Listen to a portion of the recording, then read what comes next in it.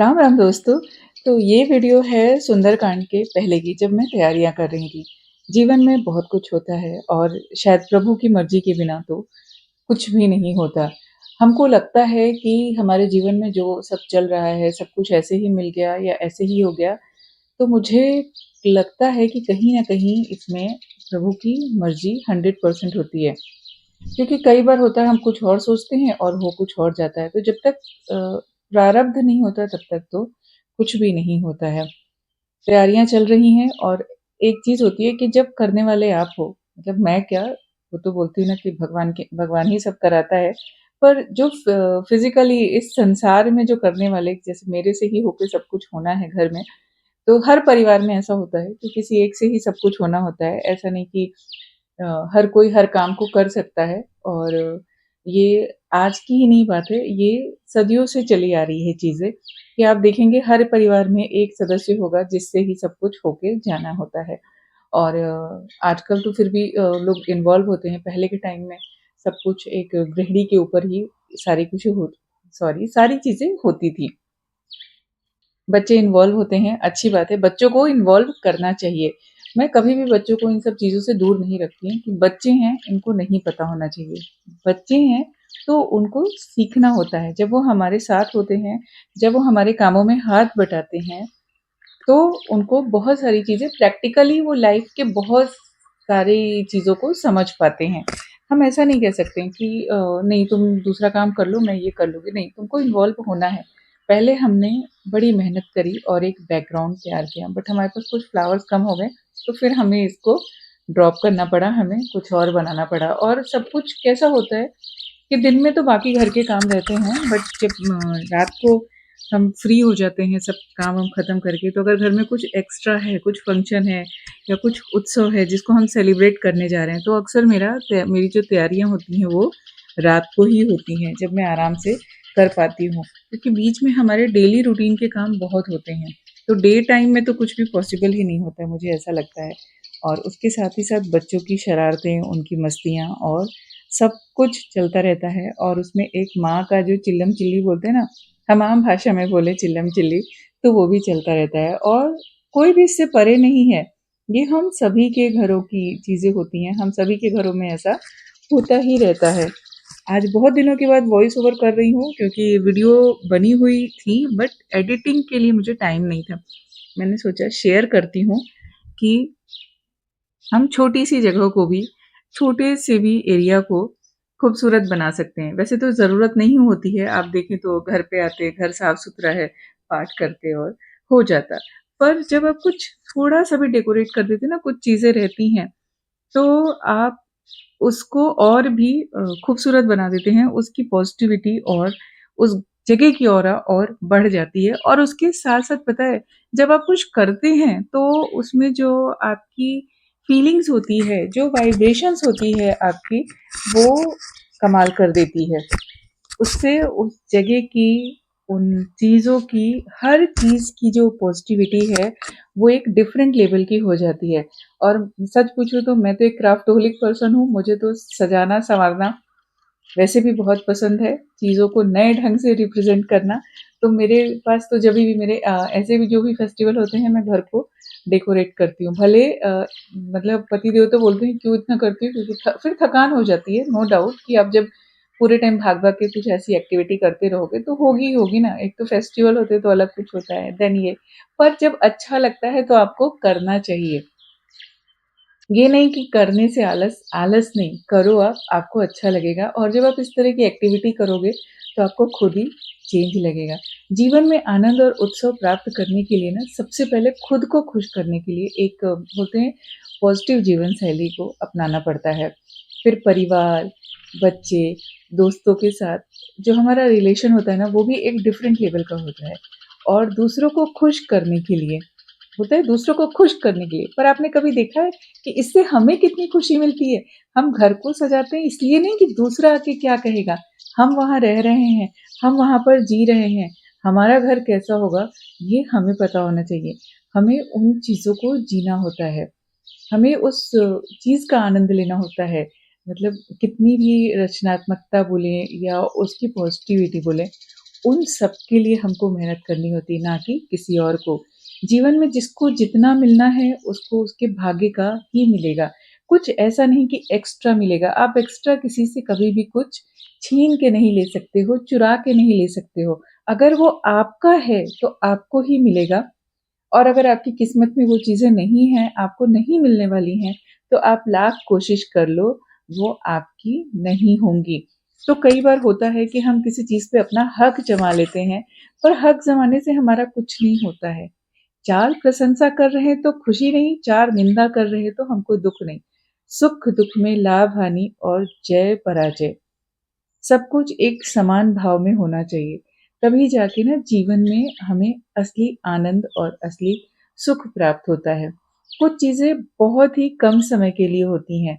आज व्यस्तता, तनाव, असमाधानी मतलब किसी चीज़ का सॉल्यूशन नहीं मिलना, अधिकतर लोगों का सुख चैन छीन रखा है। आप देखेंगे लोग इतने बिज़ी हैं कि वो अपने रिश्ते में टाइम नहीं दे पाते। नो डाउट सबके पास कुछ ना कुछ चीज़ें हैं, उसमें उनके पास तनाव भी है, उनके पास बहुत सारा काम का प्रेशर होता है, बहुत सारी चीज़ें होती हैं। धन दौलत, महँगी कार, बड़े बंगले, पद, पहचान, प्रभाव, पैसा होने पर भी आत्मसंतुष्टि नहीं है और वो तृप्ति नहीं है, समाधान नहीं है किसी भी चीज़ का। मतलब उसका आपके जीवन में कहीं न कहीं कमी है और ये आपके जीवन को नीरस बना देता है। सबसे बड़ी बात होती है ना कि ऐसे में आप निर्मल आनंद कैसे प्राप्त करें? मतलब आपको थोड़ी-सी भी चीज़ों से सुकून और शांति मिले, वो कैसे? ये हमें सीखना होगा, समझना होगा कि छोटी-छोटी खुशियों को महत्व देना होगा अपने जीवन में। अन्यथा पूरी ज़िंदगी ऐसे ही बीत जाएगी और बीत जाएगी मतलब कट जाएगी, लेकिन ज़िंदगी को हम जी नहीं पाएँगे। जब हम हर चीज़ में ना सोचेंगे मच-मच चालू है, हर चीज़ में तनाव चालू है, ऑफ़िस का डिप्रेशन अलग चालू है, घर में काम वालों के साथ अलग डिप्रेशन चालू है, बच्चों के साथ अलग कुछ चैटे-पेपे चालू होता है। पर हम समझ ही नहीं पाते कि हमें ही इसको रोकना है, हमें ही इन चीज़ों पे कंट्रोल करना है। जिस दिन आप मनुष्य होने की कद्र करेंगे और ईश्वर का वरदान समझेंगे ना, ज़िंदगी का महत्व आप समझने लगेंगे और सारी तकलीफ़ें अपने आप दूर हो जाएँगी। किसी से कोई शिकायत नहीं रहेगी, किसी से कोई गिला-शिकवा नहीं रहेगा। हम क्यों करें? हम ही क्यों? इस हम को आप हटा देंगे और तब आप समझ पाएँगे कि जीवन कितना सुखमय है। कई बार होता है कि हम बोलते हैं ना कि कभी किसी के लिए हम हर टाइम नहीं अवेलेबल हो सकते हैं। पर अगर आप अपना हक समझते हैं तो आप कॉल करके बोल सकते हैं ना कि हाँ, भई आप पे हमारा हक है। पर नहीं, आजकल ये सारी चीज़ें बहुत ही डिफरेंट हो गई हैं। हर किसी के अंदर अपना एक अहम, अपना एक ईगो मतलब ईगो नहीं बोले, कुछ तो है ऐसा। पर मुझे लगता है आप स्वयं पर नाज़ करें, खुद के लिए पॉज़िटिव फ़ील करें, अपने आप को महत्व देना सीखें। स्वार्थ पर नहीं चलती है ज़िंदगी, अपनी भावनाओं को ना दबाते हुए खुद के लिए जिएँ। बहुत सारे काम करते-करते 2-3 दिन से तैयारियाँ चल रही थी, घर में साफ-सफाई बहुत कुछ करना पड़ता है, ख़ास करके जब हमारा घर छोटा होता है, हम फ्लैट्स में रहते हैं। खाना भी बना लिया, सब कुछ हो गया, वो दिन आ गया जब हमें बोलते हैं ना कि भगवान का आशीर्वाद मन के अंदर होता है, एक अलग खुशी होती है उन चीज़ों की। वो चीज़ें भारी नहीं लगती हैं, बहुत आनंद देती हैं आपको। काम मुश्किल नहीं लगता है, करना है और फटाफट होता है, एक अलग एनर्जी लेवल के साथ। सब खाना बन गया, आज मैंने वीडियो नहीं बनाई थी, बाद में मुझे याद आया कि अरे कुछ तो रिकॉर्ड करना चाहिए था ना, सारा प्रसाद एकदम रेडी है फुल। तो ये सारी चीज़ें होती हैं, पर कोई बात नहीं, वीडियो तो हमेशा ही बनती रहती है, उसमें कौन-सी नई बात है। तो चीज़ों को समझिए, आप जब ऐसे इन सब चीज़ों को अपने आप में लाते हैं ना कि जहाँ पर हम अपना अहम भाव जिसको हम बोलते हैं ना ईगो, हर रिश्ते को खोखला करता है। हम दुखी होते हैं, क्यों? क्योंकि ईगो ईगो को दूर रखने से ना स्वाभाविक आनंद की अनुभूति होती है। कुछ चीज़ें मैं आपको बताऊँगी जो बहुत ही इम्पोर्टेंट है। भूलना सीखें, क्या भूलना सीखें? ज़रूरी बातें नहीं भूलना सीखें। किसी के द्वारा किया गया नुकसान, किसी ने आपको हर्ट किया है, तो उन चीज़ों को भूल जाइए। जब आप उन चीज़ों को भूल जाएँगे ना, तो आपको अपने अंदर एक अलग ही खुशी और एक अलग ही क्या बोलते हैं सुंदरता, मन की सुंदरता महसूस होगी। आप उन चीज़ों पे कभी ध्यान ही नहीं दे पाएँगे। दूसरा, किसी से तुलना करना और जलन करना आपको छोड़ना पड़ेगा। ईश्वर ने सबको अपने-अपने हिस्से की खुशियाँ प्रदान की हैं। जो हमें दिया है उससे हमें खुश होना है, दूसरों से तुलना नहीं करना है। ईर्ष्या करने से कुछ नहीं बदलने वाला है, उल्टा हमारा मन ही दुखी होगा। जब हम किसी के बारे में सोचते हैं, कुछ कंपैरिज़न करते हैं ना, तो हमारा मन दुखी होता है। किसने कितना किया, कौन कितना देता है, कौन कितना क्या करता है, किसने कौन-सी बात बोली, किसका किसके साथ कैसा व्यवहार है, किसका रिलेशनशिप किसके साथ कैसा चल रहा है, सब कुछ छोड़ दीजिए। जो हमारा पर्सनल, अब मेरी 3 बेटियाँ हैं, तीनों को कभी-कभी बच्चे पूछते हैं ना कि आप सबसे ज़्यादा प्यार किससे करते हो? तो मैं कैसे बताऊँ कि सबसे ज़्यादा प्यार मैं किससे करती हूँ? तो ये क्वेश्चन होता है ना, तो ये हम सबकी लाइफ में आप देखिए, हमारा सबके साथ रिलेशन अलग होता है। हम सबके साथ अलग-अलग तरह का व्यवहार करते हैं। हमारा सबके साथ अलग प्यार होता है।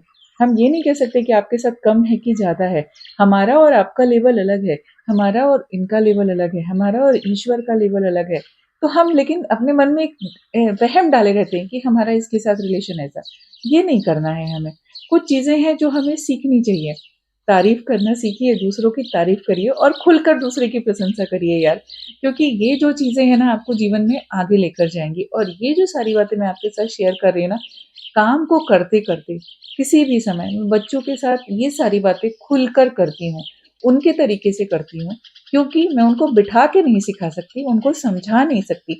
पर जब वो मेरे साथ काम में इन्वॉल्व होते हैं ना, तो उनको मैं ये सारी चीज़ें बातों-बातों में बता ज़रूर सकती हूँ, क्योंकि मुझे उनको दूर रखना है इलेक्ट्रॉनिक से, मोबाइल से, और इनसे दूरी बनाना बहुत ज़रूरी है। उम्र की गिनती को भूल जाइए बार-बार कि हम किस उम्र के हैं। उम्र हमारा कोई मायने नहीं रखता। हमेशा अपने अंदर उस बच्चे को जीवंत रखना है, जिसके साथ मैं ज़िंदगी को जी रही हूँ, और उससे बड़ी बात है कि अपने स्वास्थ्य का भी ध्यान रखना है, दूसरों को कभी तकलीफ़ भी नहीं पहुँचाना है। फिर आ जाती है स्वार्थ और लालच। तो स्वार्थ और लालच में भी ना आएँ, प्रभु को जितना देना है उतना ही मेरे हिस्से में देगा।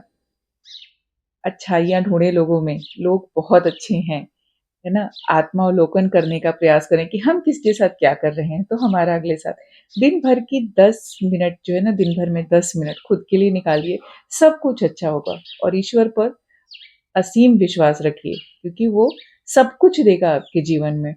स्वयं में बदलाव लाना होगा इन सब को करने के लिए।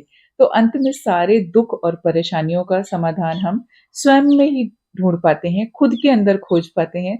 और इसके अलावा मैं आपके साथ इसकी स्टार्टिंग की वीडियो शेयर करूँगी, जब ये सुंदरकांड हमारा स्टार्ट हुआ था, एंड उसके बाद स्टार्टिंग में जो पूजा हुई थी छोटी-सी, वो सेपरेट वीडियो शेयर करूँगी। ये तो थी मेरी तैयारियों की वीडियो, थोड़ी-सी क्लिप रेवती ने ले ली थी, थोड़ी बच्चों ने ले ली थी। काम सारी तैयारियाँ हो गई हैं, अब हमें इंतज़ार है शुभम भैया का, जो कि बहुत दिन से चल रहा। कई लोगों के कमेंट थे कि सुंदरकांड बहुत फ़ास्ट हो गया, तो अलग-अलग शैली में सुंदरकांड को पढ़ा जाता है। जब भी मैं घर पे पढ़ती हूँ, तो शांति से, जब एवरी मॉर्निंग सुंदरकांड का पठन करती हूँ, पाठ करती हूँ, तो शांति से बैठ के करती हूँ, क्योंकि हम उसमें कुछ बजा नहीं रहे हैं, कुछ गा नहीं रहे हैं, प्रभु से सीधे-सीधे हम वार्तालाप कर रहे हैं।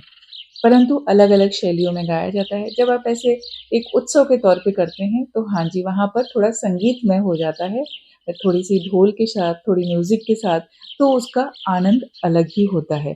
तो ऐसा नहीं है, सुंदरकांड आप किसी भी रूप में कभी भी पढ़िए, बहुत आनंद देता है। आप शांति के साथ पढ़िए, ढोलक के साथ पढ़िए, या अलग म्यूज़िकल इंस्ट्रूमेंट के साथ पढ़िए। अब कौन कैसे पढ़ता है और आप किससे कैसे अट्रैक्ट होते हैं, वो अलग बात है, वो सबका अपने-अपने लेवल पे है। पर जो प्रभु की इच्छा होती है, थोड़ा-सा आनंद और उत्सव सबके साथ मिलके मनाते रहना चाहिए, उससे घर में और पॉज़िटिविटी आती है। चलिए, मिलती हूँ फिर, और ये जो सारी बातें हैं बच्चों के लिए इम्पोर्टेंट होती हैं, मैंने कहा चलो आज आप लोग के साथ भी शेयर करती हूँ। ऐसी थी हमारी सुंदरकांड की तैयारियाँ, सब कुछ मैंने अरेंज करके रखा था, और आपको पता ही है, जब बहुत सारा काम करना होता है, तो धीरे-धीरे समय पता ही नहीं चलता है कि कब कहाँ से कहाँ पहुँच गया।